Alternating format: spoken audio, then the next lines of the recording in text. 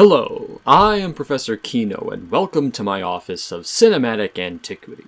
Today we will be talking about...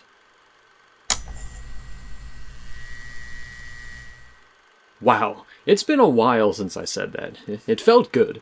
It doesn't really need saying, but this past year has been crazy. And because of it, some things fell to the wayside. With theaters closing down, I ended up seeing fewer films than normal, and when I did see them, it was often long past the film's initial release date.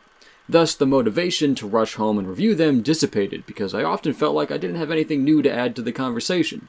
But now that theaters are reopening around me and new releases are starting to creep out slowly, I thought it time once again to start talking about movies. And today's film, Nobody, is a great one to start with.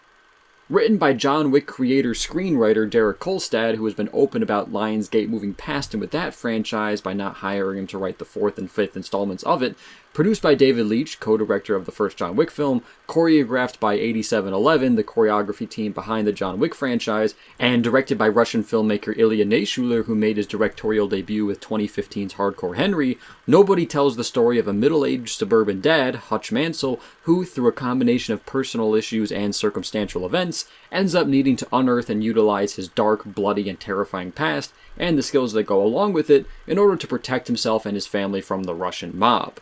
Do I think it's worth checking out, or is the whole project just a nobody? First, let's get the elephant out of the room. Because so many of the creatives behind this project worked on the John Wick franchise, is Nobody pretty much just John Wick 2.0? And while in many ways I would simply say yes, I think the answer to that question is a lot more involved than it first appears. The general story of middle-aged everyman is in fact a trained professional with a very special set of skills who had just wanted to retire but now needs to tap into his old way of life in order to exact revenge or protect his family or a friend or just some innocent bystander isn't a tale exclusive to John Wick. We've seen it done with Taken and The Accountant and The Equalizer and The Foreigner and even in Bond films and Bourne films and Mission Impossible films. It is a rather stereotypical story, but what has made some of these films stand out and become hits are their presentation. If John Wick, for instance, relied solely on his narrative of man on a revenge spree after his dog was killed, I don't think it would have made as big of a splash as it did. In fact, one reason that I think the first John Wick film didn't perform amazing at the box office was because most everyone who saw the trailer thought that this narrative was all that the film had to offer.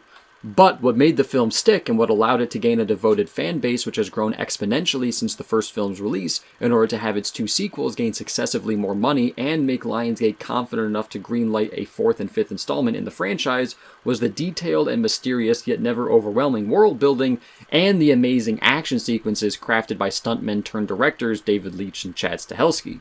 And while John Wick and Nobody don't share directors, they do share a writer, and the trailer for Nobody made it seem, narratively, very John Wick-esque.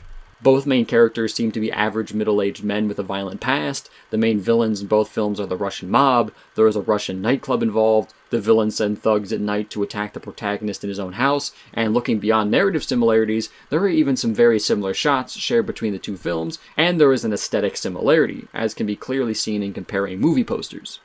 However, there is just enough of a difference in Nobody to make it stand on its own. The biggest of these differences is the presentation of the protagonist.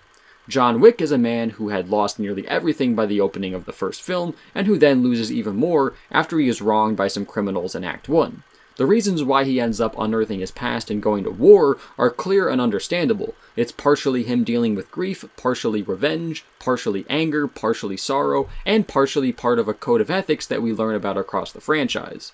It is very easy to relate to John and root for him. Hutch Mansell in Nobody isn't as readily relatable. Sure, he has daily struggles that we can all understand, but the main reason that he ends up with the Russian mob after him isn't because he is personally wronged, initially at least, by them. Hutch is an angry man who is trying to keep his rage contained. There are scenes littered throughout the first act showing Hutch frustrated and annoyed and occasionally bitter. None of it is directed towards his family or any innocence, of course, but as the daily monotony of life takes him over, there eventually comes a moment where he just snaps, and he just lets loose on the closest goons in his general proximity. And while he saves some people and finds the whole thing cathartic, it is also what inevitably sets the film's chain of events into motion. However, unlike John Wick, Hutch seemingly enjoys the carnage that he brings down on those he targets.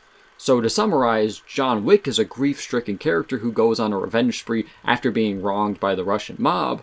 Hutch Mansell is an angry man who, after eventually snapping because of the struggles and stresses of daily life, unleashes his rage onto a group of people that, unfortunately, sets the Russian mob onto him. And this key difference makes Nobody a different enough viewing experience to make it enjoyable in its own right, because the film's presentation is structured around this difference. So let's break down how this structure sets Nobody apart.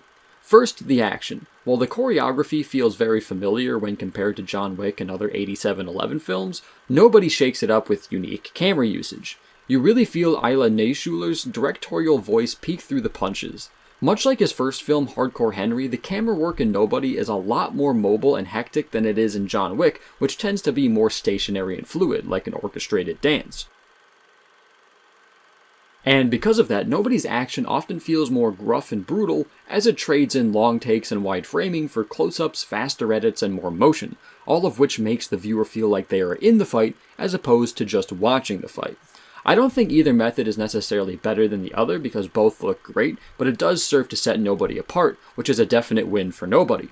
Additionally, Nobody is led by a great performance from Bob Odenkirk. He really taps into the anger and sometimes giddy bloodlust of Hutch, and he also kicks ass in the action scenes, which is great because it's clear from behind-the-scenes footage that he trained hard with 8711 to make the action sequences as great as he could, and it paid off. The performance is a joy to watch, and it all serves to showcase that Odenkirk can hold his own against other action stars like John Wick's Keanu Reeves, Taken's Liam Neeson, etc. And all of this makes Nobody an enjoyable ride. However, Nobody does fall short in one specific way when comparing it to John Wick, and that is with its mythos/world building.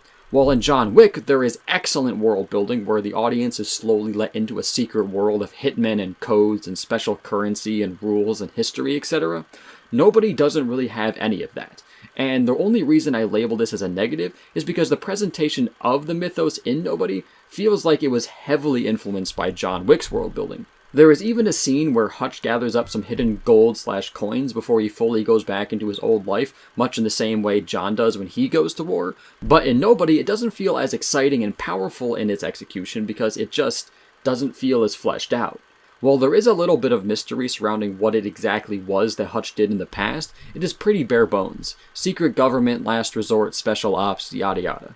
And while a potential future installment, which I would be very open about, could explore this backstory more, as it stands, it is nothing compared to the world of John Wick. Although, to be fair, the backstory that is included in this film gives way to a standout performance from Christopher Lloyd, who I don't think is getting enough attention for it. He is funny and surprisingly badass. And to jump back to more positives, while we're on the topic of continuing the story of Nobody, I really hope that Lionsgate and Universal, the two studios that made these two respective films, can find some way to allow Hutch Mansell and John Wick to meet, because I think it would make for an action film for the ages. So to recap, while there are plenty of reasons to compare Nobody to John Wick and or to simply label it as a John Wick clone, I don't think that is giving Nobody a fair shake. While the narrative bones are the same, there is enough to set it apart. With some fun action, great performances from Bob Odenkirk and Christopher Lloyd, and plenty of tried and true action movie goodness, Nobody makes for a great time for anyone who enjoys this style of film. Thanks for watching, I hope you liked it. If you did, leave a like. If you want to add anything, feel free to leave a comment. If you want to see more, please subscribe. Until next time, I am Professor Kino, and I look forward to our next discussion.